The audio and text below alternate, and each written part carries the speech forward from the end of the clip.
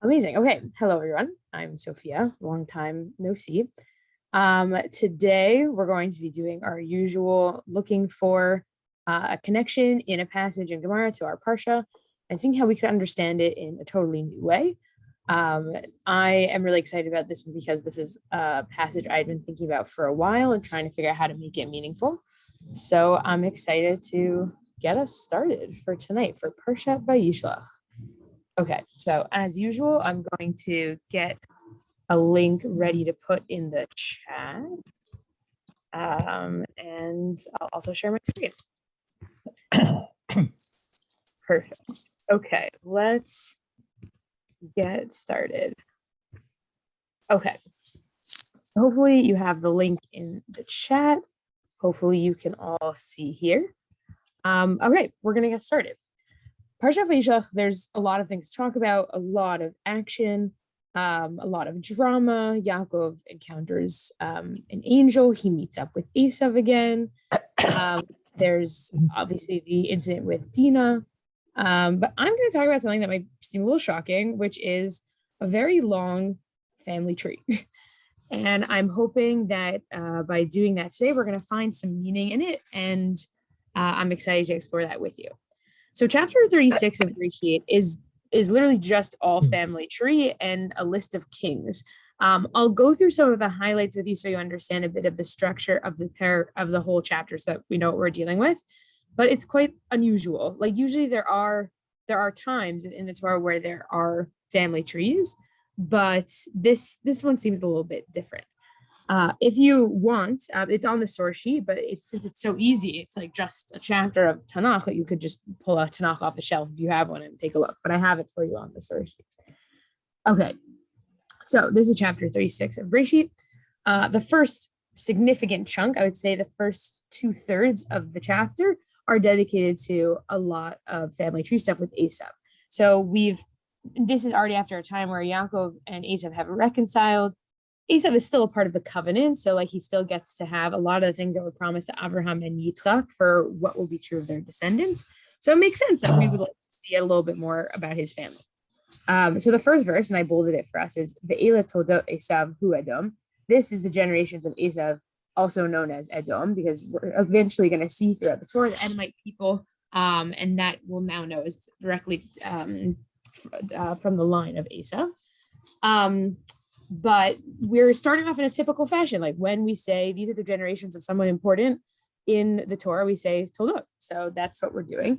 So it lists some of his wives. His wives are Canaanite, which maybe if you remember all the way from Parsha, Toldot is a real source of anguish for Rivka, seeing her son intermarry as such, I guess.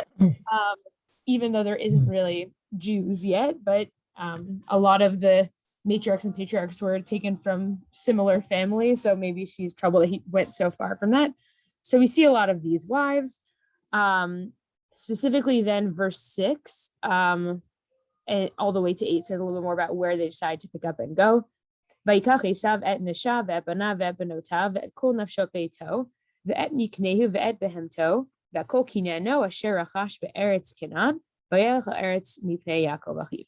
Esav took his wives, his sons and daughters, and all the members of his household, his cattle and all his livestock, and all the property that he had acquired in the land of Canaan, and went to another land because of his brother Jacob. They had reconciled, but also had agreed to part ways, as we'll see. For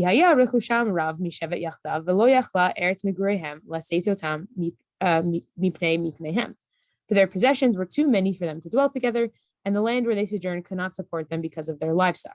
Similar to all the way back, Abraham and Lot at the beginning of Bereshit, exactly, they're not able to live together. It's too difficult. And it's also like a practical issue. There's not enough land for them to graze on. Vayishev Esav har Seir, Esav hu Edom. So again, Esav decides to settle on the mountain or the Mount of Seir, and that's going to be Edom. Okay, so that's just some useful information, a little more listing of people. Another important highlight that I think we'll talk about is verse 12, which I've also highlighted here. Timnah hayta pilagesh le'Elifaz ben Esav v'teled le'Elifaz et Amalek ele b'nei Ada eshet Esav. Timnah was the concubine of Esav's son Eliphaz. She bore Amalek to Eliphaz. Those are the descendants of Esav's wife Ada. So Amalek, the eventual group of people that will be the enemies of the Israelite people throughout history. He was born out of a concubine relationship with Esav's son. So Amalek is the grandson, I guess, of Esav, and kind of fitting that into the family tree. That seems important. Verse 22 is not seemingly so important, but it's going to become very important for our Gemara. Vayu b'nei Lotan chori v'heimam v'achot Lotan Timna. Great. So some more listings of different people. Now we have Timna, who we just saw as the concubine. We know a little bit more about her family now. And then verse 24. Ve'ila b'nei Tzivon v'ayav anahu ana asher matzat ha'yimim b'midbar b'yeratot ha'machori le'tzivon aviv. Listing a bunch of people, but they want to mention someone in particular who found this questionable word. We don't understand what it means. Hayimim. Some people say it's like springs. Some people say it's kind of like finding mules in the desert. He found them. So it's like a funny detail amidst all of the boring family tree. And then the last significant part I would say before we can like really dig our teeth into this is that last third, or I guess it's actually in the third quarter of the Perek. It says now, instead of all of the family members of Esav, but now specifically talking about the kings that were in Esav's land. These are the kings that ruled in the land of Edom before there was ever a king in Israel. So it's like an interesting timeline detail. So this is a lot of technical information. Before we continue, I was wondering if anyone has any thoughts about either what they've seen or what could be the benefit or the significance of having such a list in the Torah and with this character. And hopefully that we'll see how it appears in the Gemara. Yeah, very. I'm seeing, having read back and having read forward, we know from the blessing and from the commentary of Yitzchak Avinu with Esav at the time of the crying out of Esav, we're groping for a blessing from his father after Yitzchak Avinu has blessed Yaakov of him. So this is part of that fallout, I think, that part of that exchange, part of that blessing, part of that conveyance of Yitzchak Avinu to his sons included that when these will both be great nations, each one of whom, when the other rises, the other wanes, and vice versa. So they can't both rise at the same time or wane at the same time. They're going to go in opposite directions. So we get an importance on one hand of the line of Yitzchak of Esav, because his kingdom is going to be thriving when ours is waning, and waning when ours is thriving. And also we see these things in Torah already before, and now prominently, that the kings of the other nations, if you will, around us, the Canaanites and the others, that to be concubines of our lines from Abraham to Yitzchak to Yaakov is more important than being princesses and princes of their own lines. So we see that I think it was Timnah, or she was one of them, who was considered to be better. She should be a concubine in Esav's line than a princess in her own kingdom, in her own father's kingdom. So I'm seeing that too. I also had a thought when you said that Yaakov and Esav go in different directions. At the time of the encounter, when there's the apparent forgiveness and falling on each other's shoulder and the kissing, and however that was playing out at the time, there's commentary about the genuineness of it going on, or maybe not so genuine. But Esav concludes by saying, "Okay, let's mount up. Let's go on. Follow me. Let's go together." And Yaakov Avinu stresses that Esav should go on. Yaakov Avinu is going to take his time regarding the families that need nurturing and sucking, if you will, and including the animal and livestock of them. And Yaakov says, "I'll go ahead, brother, go your way and go at your speed. I'll catch up with you, or I'll meet you there at the end."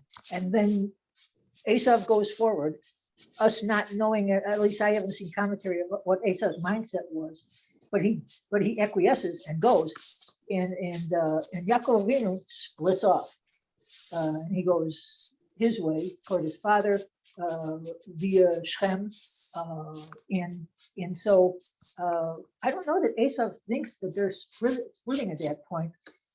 He probably foresaw some of it later on when Yaakov Avinu never showed up. But I think that there might not have been quite an obvious split between these two brothers yet. It comes, but I don't know that Esav has it in mind. Yaakov Avinu definitely planned on splitting off and going elsewhere.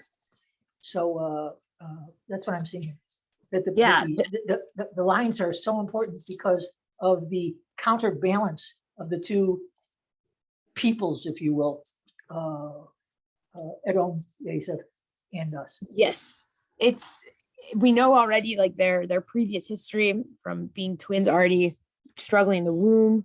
It's hard for them to be in the same place at the same time, and it makes sense. We have a chapter dedicated to Esav's success, and that's going to be different than everything else that we see in the rest of Ratio. It's going to be dedicated to Yaakov, that they kind of need to have separate times to shine.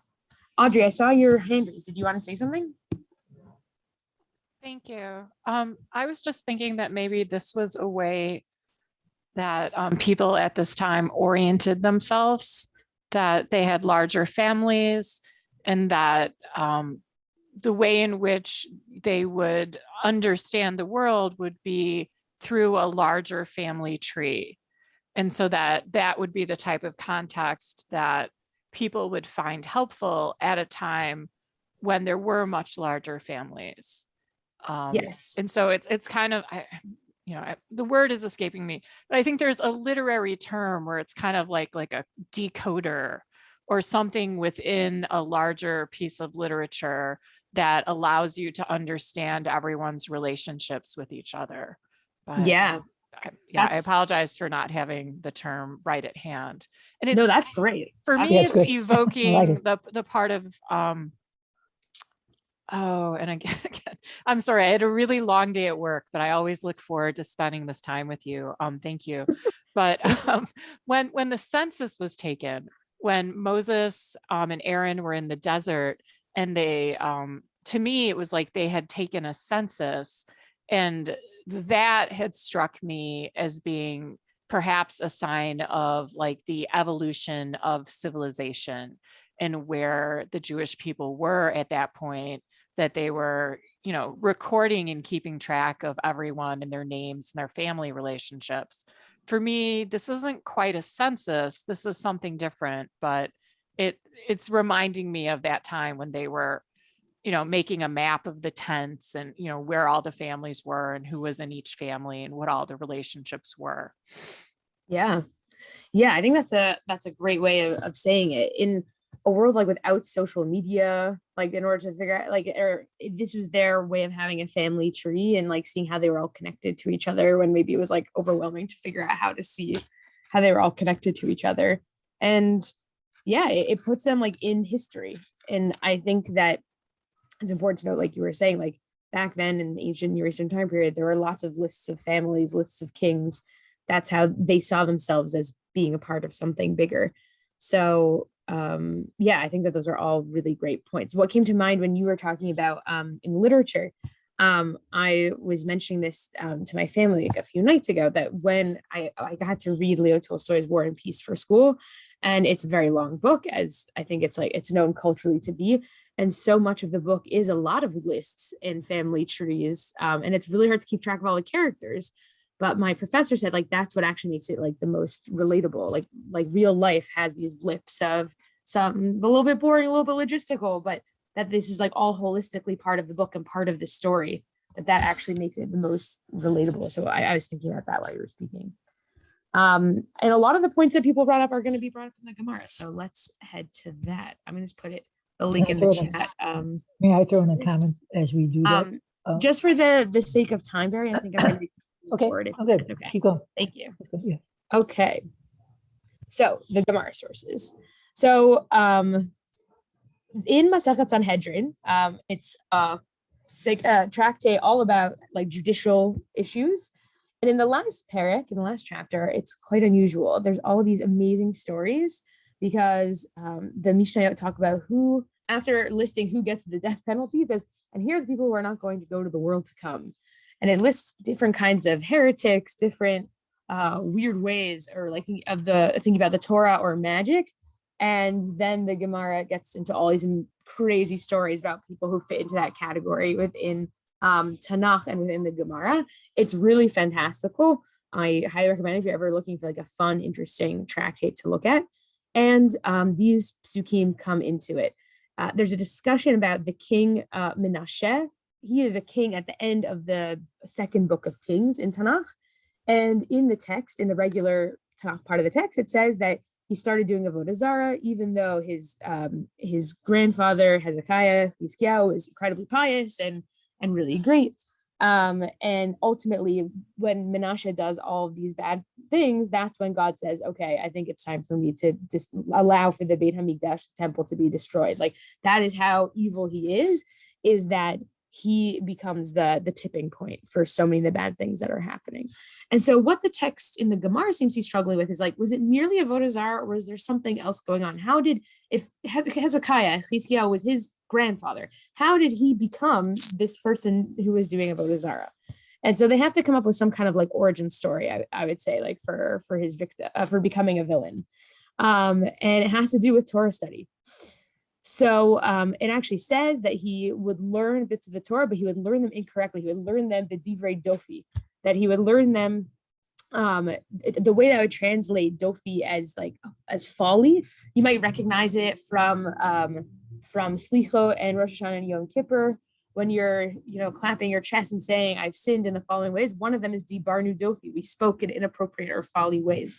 And so that is what happens there with Menashe. So how does he read the Torah in the wrong way? Let's find out. I'll read in the English for clarity's sake. Menashe said, but did Moshe need to write only insignificant matters that teach nothing? For example, and Lotan's sister was Timnah, and Timnah was concubine to Eliphaz, son of Esau. And Reuben went in the days of the wheat harvest and found Dudaim in the field. So he is looking at our verses, including the ones about Timnah, who we mentioned before, and that Barry had the great backstory about that we're going to see later on in the Gemara. And he also brings in an interesting verse from actually last week's Parsha about Reuven taking these strange fruit. And we'll talk about that also. And he says, what are these psukim? They're so logistically oriented. They are not significant whatsoever. Why would Moshe write them down? And it seems to be that it's not merely just an innocent question of, oh, well, why, what would be the benefit to this? It seems to be that he's kind of digging, be like, how holy is this Torah if these kinds of things are written there? So what happens next? A divine voice emerged and said to him, you sit and speak against your brother. You slander against your own mother's son.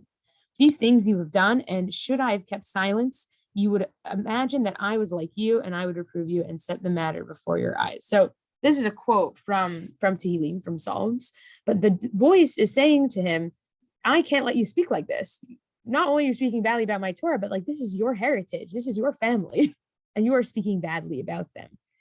And that is the response that is given, the divine response to Menashe's concerns. I thought it was a fascinating story to like think about.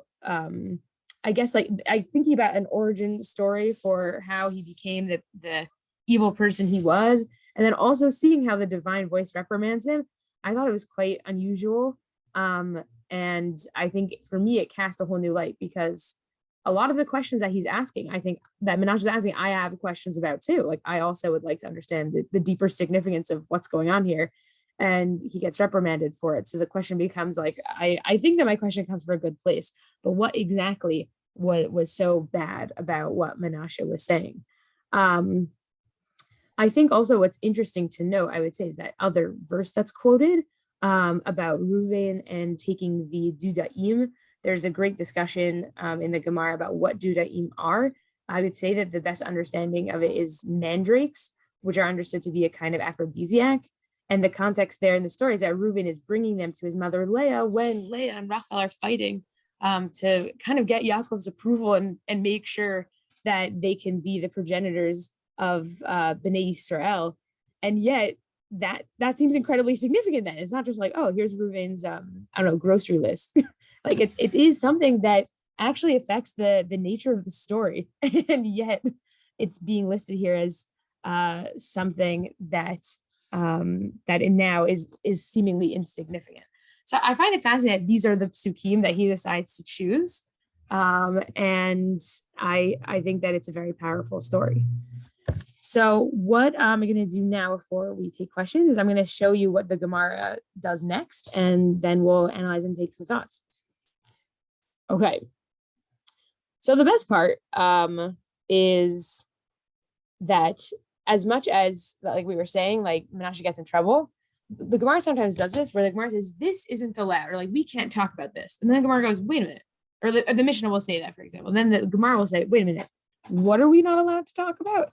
Which is a hilarious point because it seems to be kind of undoing that very statement if we have to clarify what we're not allowed to do.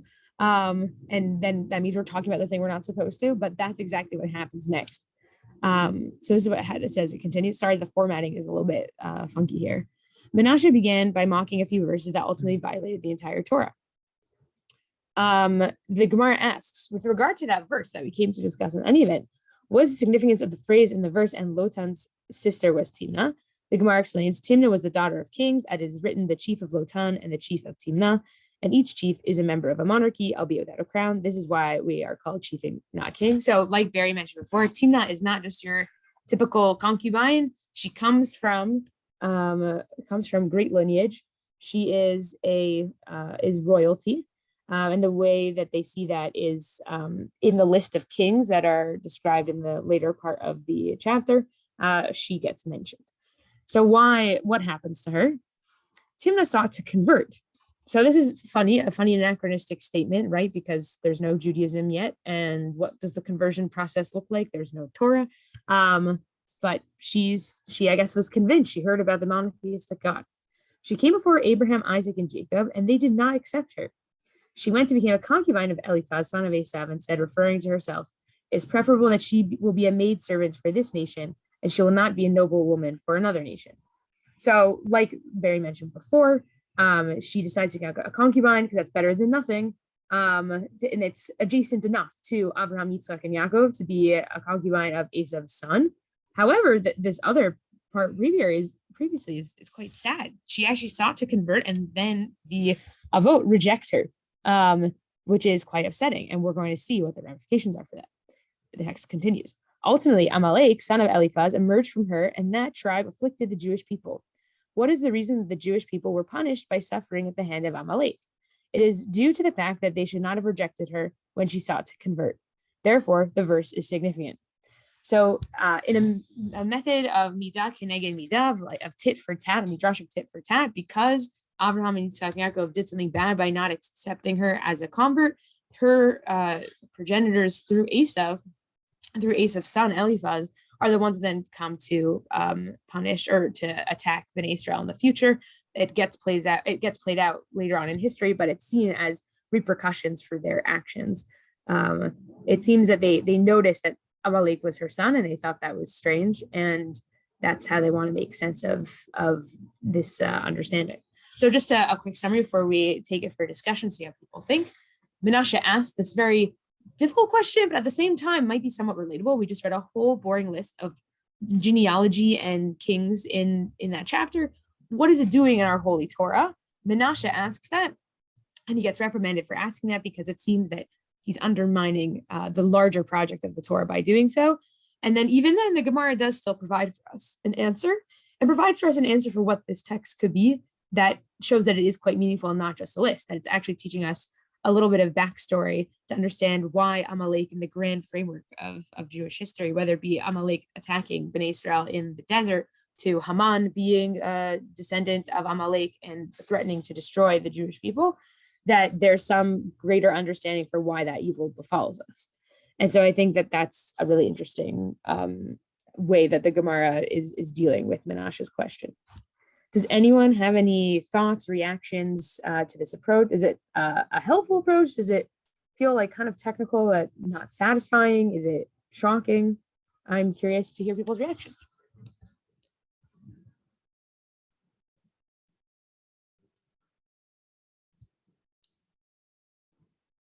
Yeah, Barry, go for it.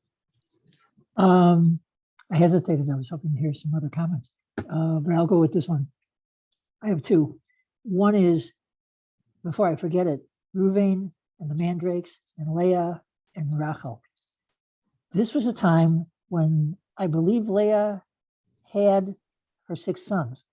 So I could be wrong, but she certainly had 5 of the 6 or 6 of them. And she had contributed half the population of those that would be the named tribes of Israel. And she made note of that. She knew it. So, and that's something that confuses me. I'll go over with that later and maybe another time.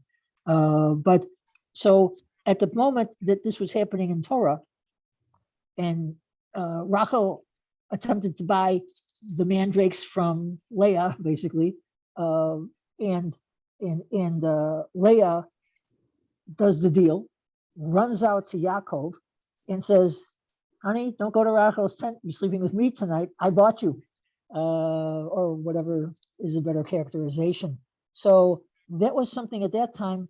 And that was heartbreaking because Rachel was desperate to have a child. She hadn't had a child yet. I'm sorry, she hadn't had a son yet, for sure.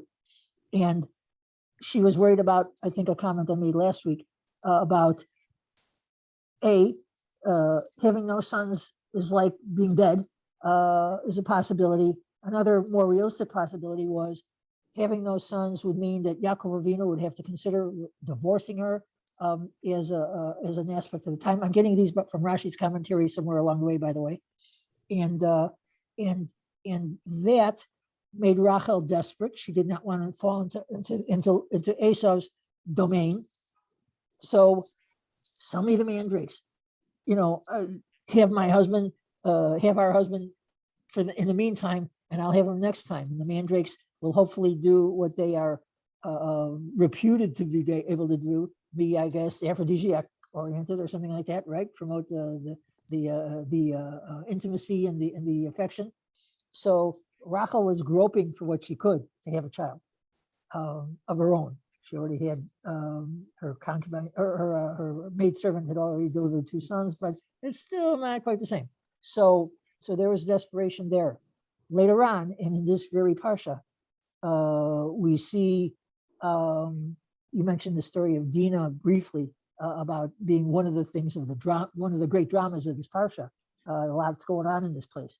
And so Dinah runs out of the house basically to check out her sisters, if you will, the population, what's going on in Shem. And Rashi makes a clear commentary that this is where the phrase like mother, like daughter comes, because Leah ran out to Yaakov when he was coming home, the time when the mandrakes were sold to Rachel. And now Dinah's running out like her mother did to see what else is going on. Well, it's not like mother like that. So that mandrake story hits us twice with a Rashi commentary that was no way a clue to Menashe. He had no idea what he was criticizing. And then here otherwise, the concubine being more important to these people in concubine to our people, so to speak, our forefathers, versus being princesses in their own. And yet our forefathers weren't perfect. They made mistakes and they became accountable. Rashi would have you think that accountability was measure for measure. When we were challenged and punished, we were punished measure for measure. When we were rewarded 500 times. We'll see that somewhere along the way in the Rashi commentary when it comes to the 13 attributes of God. There's a story when Moshe is receiving Torah on the Mount, and it's a great story. I love it.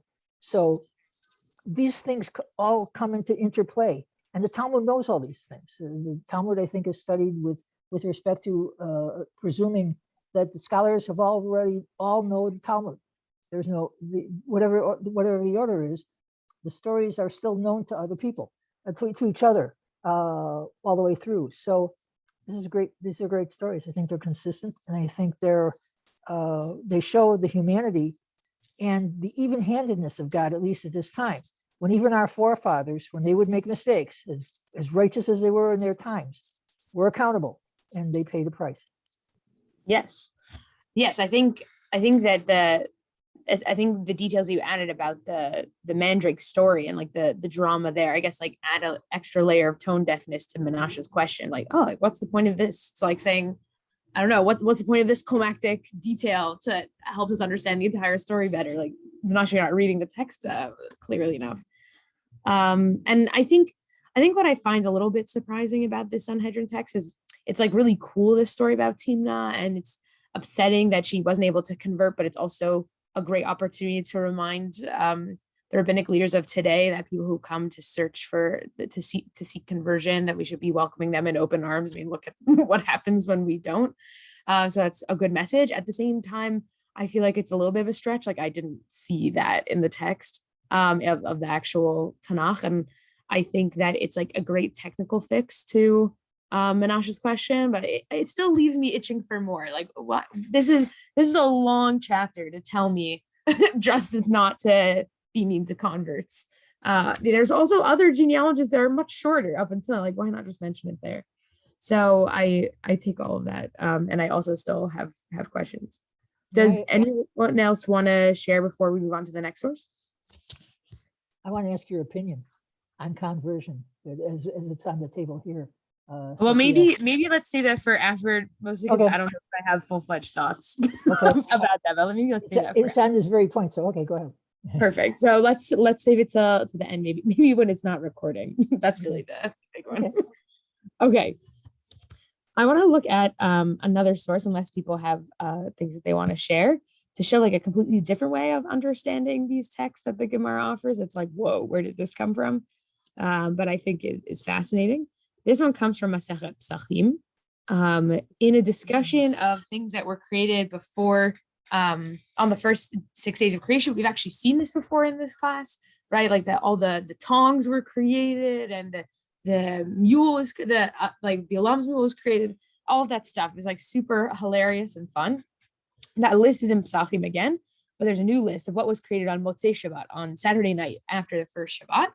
And there's an interesting way our chapter comes up yet again.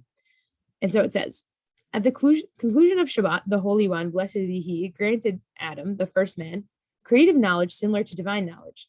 He brought 2 rocks and rubbed them against each other, and the first fire emerged from them. So some people might remember this. They might know this story about Havdalah. Where did Havdalah come from at the end of Shabbat? It was actually, that is supposed to remind us of Adam's first experience of fire at the end of Shabbat. When you think about it, Adam was created on the 6th day. Shabbat was his first day of living, and all of a sudden the sun starts going down, and he goes, oh my goodness, is the world going to end? He's never lived through a day before, and he doesn't know how fire works. And so God grants him the ability to make fire by teaching him how to rub 2 flintstones together. It's also a great contrast and a whole separate tangent when you think about the story of Prometheus in Greek culture, where Prometheus has to fight to get fire and actually gets punished by the gods to get fire. And here God is teaching Adam how to get fire, how to create fire on his own. It's much more self-sufficient. So that's just an interesting side point. There's a really great essay by someone named Liad Stoller about comparing the Agathos to the Greek myth. If you're interested, definitely follow up with my email here. I'm happy to send it to you. But then something weird happens about what does Adam do next when he creates fire. Adam also brought 2 animals, a female horse and a male donkey, and mated them with each other. And the resultant offspring that emerged from them was a mule. So a mule is a hybrid between a horse and a donkey. And like a lot of fantastical liminal space kind of things of the 6 days of creation, it seems like Chazal were very much struggling, like, where did the mule come from? Who came up to create this thing? And so it got lumped into this mess, and Adam did it. But then we have a disagreement. Was Adam Harishon really the first person to create the mule? Rabban Shimon ben Gamliel disagrees and says the first mule was in the days of Anah, as it's stated. And this is our pasuk. And these are the children of Tzivon, Ayah, and Anah. This is Anah who found the mules in the wilderness as he fed the donkeys of Tzivon, his father. So you might remember we talked about it all the way back at the beginning. We were looking at this crazy list. There's like one random anecdote that's not genealogical or a list of a royal king, but it was about this guy who found these hayemim in the wilderness. Unclear what that meant. It could have meant, we said, like a spring, but some people say it means a mule. It's a quite unusual word in the Hebrew. The usual term for mule is pered in Hebrew, and yet this is the term that's used. It's a hapax legomenon. But they somehow are focusing on this story as being the origin story. Now we might wonder why, and then we have to read the next part to see where this came from. The interpreters of Torah symbolism would say, Anah, the same man who found the mule, was the product of an incestuous relationship, and as a result, he was spiritually unfit to produce offspring. Therefore, he brought an example of unfitness, i.e. an animal physically unfit to produce offspring, i.e. a hybrid, that's how I understood it, into the world. As it stated, these are the sons of Seir the Hori, the inhabitants of the land, Lotan, Shoval, and Tzivon, and Anah. And it also stated, and these are the sons of Tzivon, Ayah, and Anah. One verse describes both Anah and Tzivon as sons of Meir, meaning they are brothers, while the other verse describes Anah as Tzivon's son. Rather, it teaches that Tzivon cohabited with his mother, the wife of Seir, and fathered Anah from her. He's called Seir's son, although in fact he was the offspring of Seir's son and Seir's wife. So I can't really keep track of that family tree. I know there's incest. That's the part I picked up on. And it's supposed to be a troubling relationship because they see in the list that we have of this chapter, like I was barely paying attention because it was so convoluted and strange. But if you look carefully, you see some names repeated in ways they should not be repeated. And it makes me, I don't know, feel nervous if we're thinking about, grocery lists or just writing random lists. Like I make typos all the time. And this one is, in the Torah. And then, it seems that we can't treat it merely as like a potential spelling error. We have to see it as, oh, this must be talking about the same person. And they're seeing that then as a product of an incestuous relationship, which is a very troubling read. And then they see that as explaining the connection to the creation of mules, because those are two different species that should not be cohabiting together that then create something, or that they are not able to produce offspring together. I was shocked reading this one. I'm curious people's thoughts about why. I have some thoughts about maybe why this would be the case. Why would they decide to bring in this kind of story to talk about Esav? There is incest in his lineage. Like how does that change how we relate to Esav? He is still the son of Yitzchak. He is still very close to us. Our brother. Why should we be talking about him like brother. this? Yes. Does anyone have anything they want to say? Yes. I'm so sorry. If anyone else Anyone else? Yeah. No worries.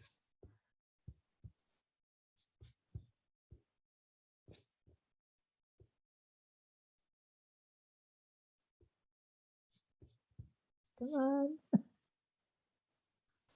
Mary, you start us off, and then please, if people want to share, feel free to raise your hand in the middle. I'll call you afterward.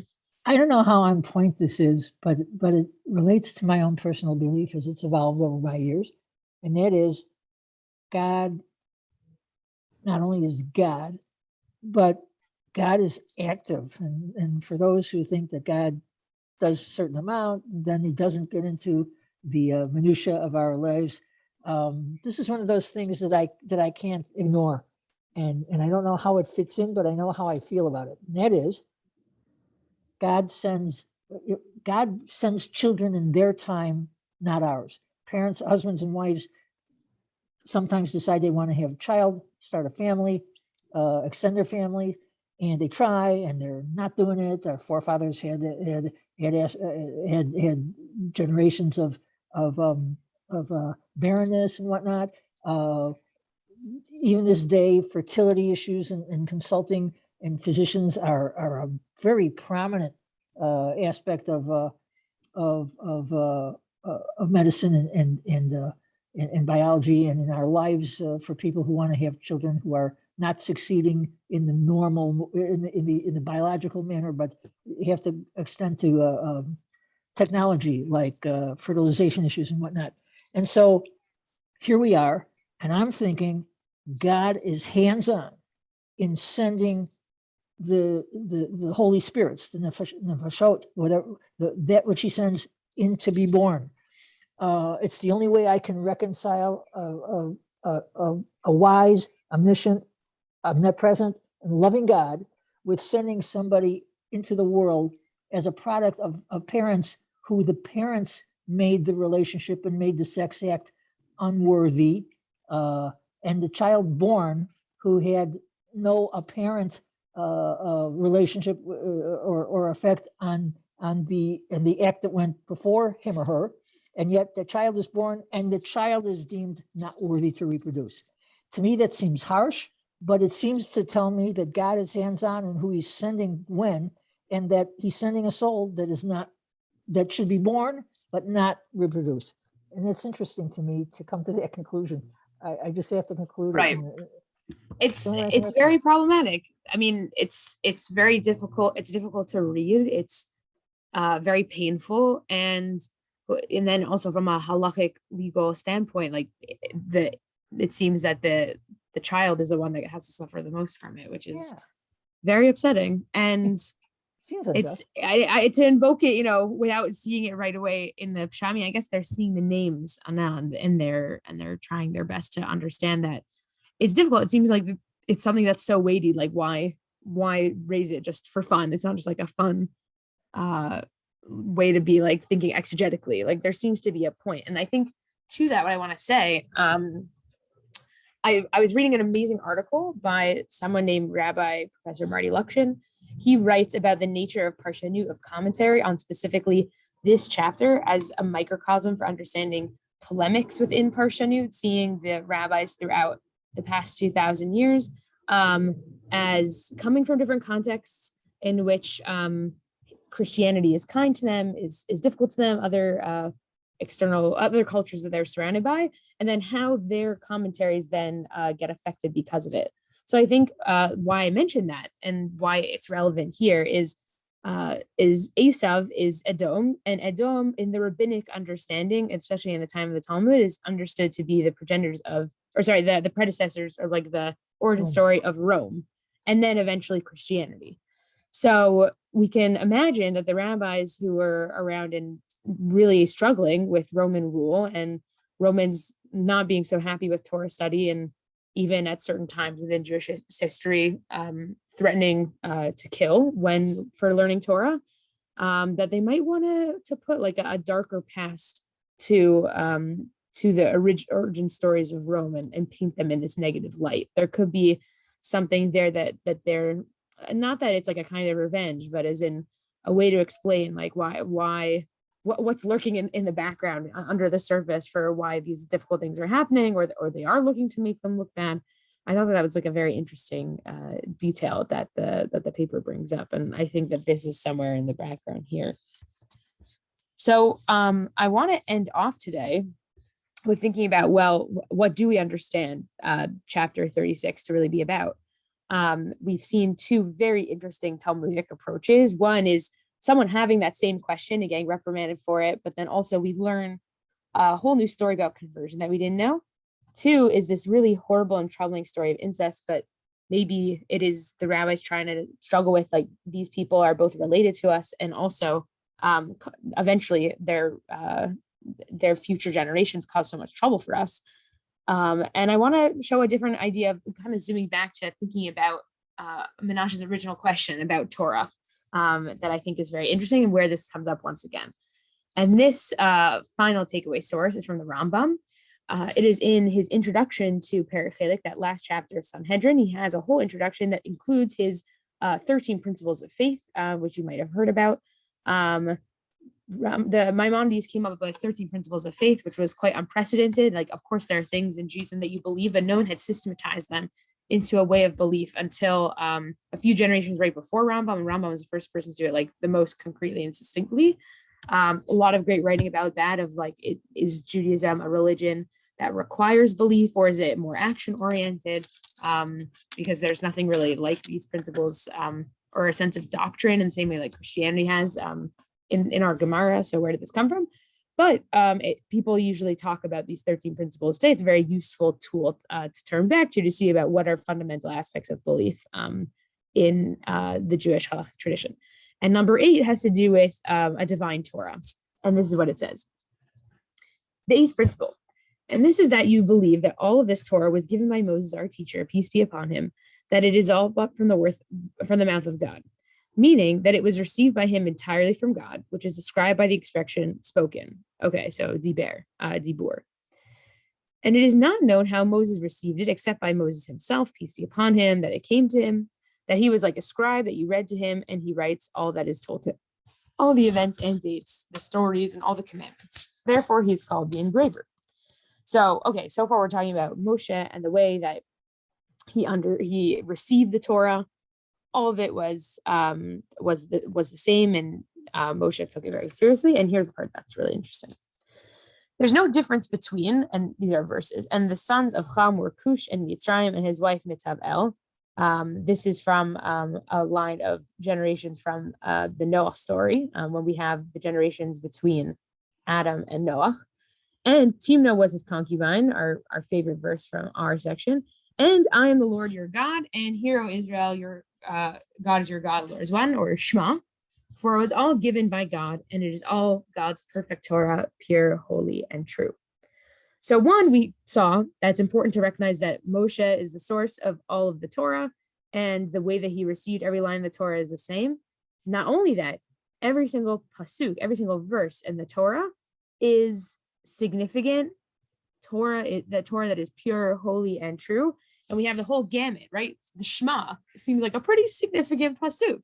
That has to do with belief and our great belief in God. And then we're also putting in the same category of holiness as, and Timnah was his concubine. It seems to be that it's like a litmus test for like the least significant or seemingly least significant pasuk. And then now we have Shema, which seems intuitively to be the most important. That it doesn't, even though you might see it that way initially, you have to treat them as equal. And that's actually an integral part of our own belief system. So I think that what Rambam is trying to say here is, one, he understands the story about Menashe and how he got in trouble. And it's in that chapter, like that he is writing the introduction for here. But I don't think it's just about, oh, well, Menashe became someone who did idol worship and we can't be like him, so we shouldn't do that. But I think what Rambam is saying here is something that's deeply powerful. He's saying that these psukim are all the same, and that means that even the most mundane of verses has the opportunity for holiness.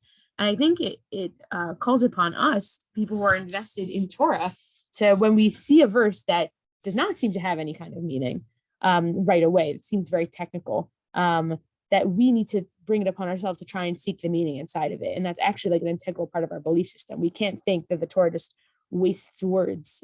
It's a holy document. It's holy, it's from God. So there must be a reason for why the text is written that way. And we can't just leave it as is. It actually would be a very passive way to be a part of the Jewish faith.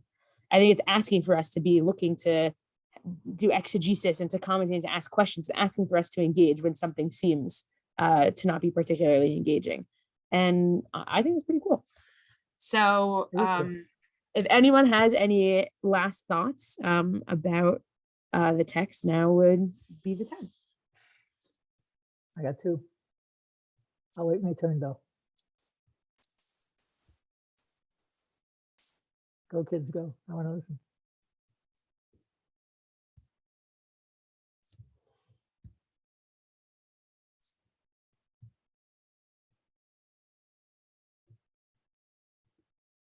It's awful quiet.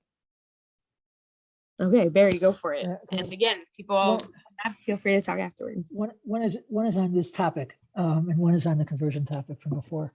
We might save the conversion one for after the recording is off. Yeah. I'm good with that. I wasn't sure when that was going to be. Okay. Yes. Okay. Yeah, No, I'm good. But start with the first one. I'm good with that. Sure.